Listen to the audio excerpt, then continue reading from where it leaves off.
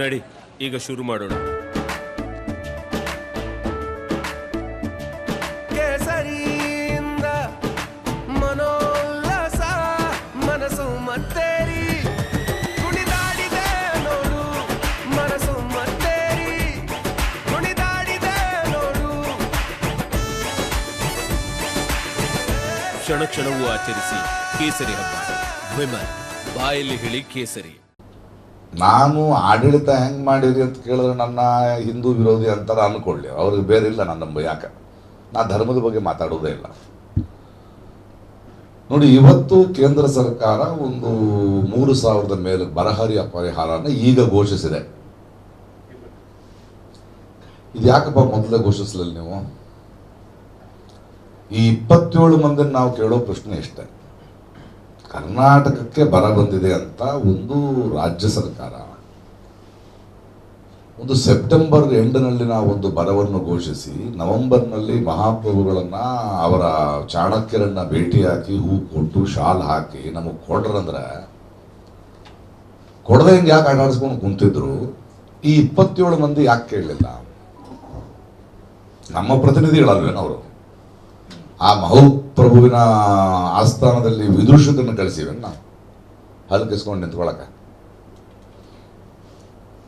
ಹಂಗೇನಿಲ್ರಿ, election ಟೈಮ್ನಲ್ಲಿ ಕೇಳಕತ್ತಾರೆ ಇವರು. ಅಂದ್ರೆ ಭಾರತ ದೇಶದ ಪ್ರಜಾಪ್ರಭುತ್ವದಲ್ಲಿ, ಭಾರತ ದೇಶದ ಇತಿಹಾಸದಲ್ಲಿ ಮೊಟ್ಟ ಮೊದಲ ಬಾರಿಗೆ ಒಂದು ರಾಜ್ಯ ಸರ್ಕಾರ ಕೇಂದ್ರ ಸರ್ಕಾರದ ವಿರುದ್ಧ ಸುಪ್ರೀಂ ಕೋರ್ಟ್ ಹೋಯ್ತು.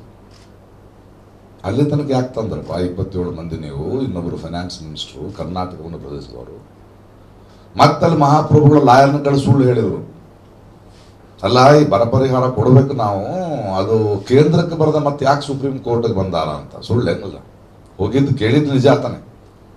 ಈಗ ಸುಪ್ರೀಂ ಕೋರ್ಟ್ ಉಗಿದು ಉಪ್ಪು ಹಾಕಿ ಕೊಡ್ತಿರೋ ಇಲ್ಲೋ ಅಂತ ಅಂದಾದ್ಮೇಲೆ ಈಗೇನೋ ಅನೌನ್ಸ್ ಮಾಡ್ತಾರಂತ. ನಾಳೆ ನಾಡಿದ್ರಾಗ ಈ 27 ಮಂದಿ ಕೂಡ ನಾವು ತಂದ್ವಿ ಅಂತ ಹೊಯ್ಕೊಳ್ಳೋಕೆ ಕುಂದಿರ್ತಾರೆ. ಹೀಗೆ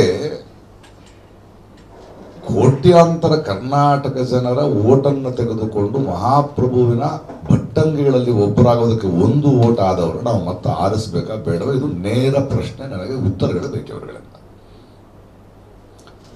ಮತ್ತು 5 ವರ್ಷನ 10 ವರ್ಷ ಆಳಿದ ಮೇಲೆ ಮತ್ತೆ ಎಲೆಕ್ಷನ್ ಬಂದಾಗ ನಾವು ಸಾಕಷ್ಟು ಹಗರಣಗಳ ಬಗ್ಗೆ ಕೂಡ ಕೇಳ್ತೀವಿ. ಏನ್ ನಡೆಸಿರಿ ನೀವು ಈ ದೇಶದಾಗ? ಈ ಹೋದ 5-10 ವರ್ಷದಾಗ ಏನ್ ಮಾಡಿರಿ ನೀವು? ಏನ್ ಕೊಟ್ರಪ್ಪ ಮಾತು ನಮಗ? ಕ್ಯಾಪ್ಟನ್ ಅರ್ಜುನ್ ಕೊಂದಿದ್ದು ಯಾರು? ಅವ್ರ ನರೇಟಿವ್ ಎಲ್ಲಿ ತಂದಿಟ್ಟಿದ್ದಾರೆ ಅಂತಂದ್ರೆ ಸಂಪತ್ತನ್ನ ಹಂಚಿಬಿಡೋದು ಅಂತ. ಇದು ಸ್ಟುಡಿಯೋ ಟಿಪ್ಪು ಜಯಂತಿ ಮಾಡಕ್ಕೆ ಅವ್ರಿಗೆ ಖಂಡಿಸಿದ್ರು. Very nice.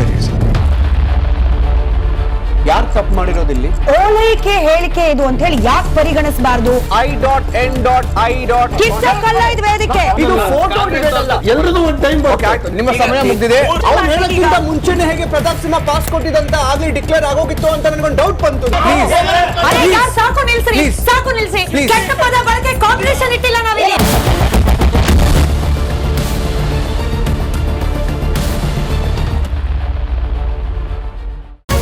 Republic word app ಇದು ಕೇವಲ ಅಪ್ಲಿಕೇಶನ್ ಅಲ್ಲ, ಸಮಗ್ರ ಸುದ್ದಿಗಳ ಸಂಪರ್ಕ ಮಾರ್ಗಕ್ಕೆ ಕ್ರಾಂತಿಕಾರಿ ಬದಲಾವಣೆ. ರಿಪಬ್ಲಿಕ್ ವರ್ಡ್ ಆಪ್ ಕೇವಲ ಸುದ್ದಿ ಅಪ್ಲಿಕೇಶನ್ ಪರಿಚಯಿಸ್ತಾ ಇಲ್ಲ, ಬದಲಾಗಿ ಡಿಜಿಟಲ್ ಸುದ್ದಿ ಬಳಕೆಯ ಹೊಸ ಯುಗಕ್ಕೆ ನಾಂದಿ ಹಾಡ್ತಾ ಇದೆ. ಇದೊಂದು ಬ್ರೇಕಿಂಗ್ ನ್ಯೂಸ್, ಪ್ರಭಾವಶಾಲಿ ಕಾರ್ಯಕ್ರಮಗಳಿಗೆ ಗಟ್ಟಿಯಾದ ವೇದಿಕೆ. ಇಲ್ಲಿ ಕೇವಲ ತಾಜಾ ಸುದ್ದಿ, ಅದರ ನೇರ ಪ್ರಸಾರ ಮತ್ತು ಚರ್ಚೆಗಳಿಗೆ ಮಾತ್ರ ಅವಕಾಶ.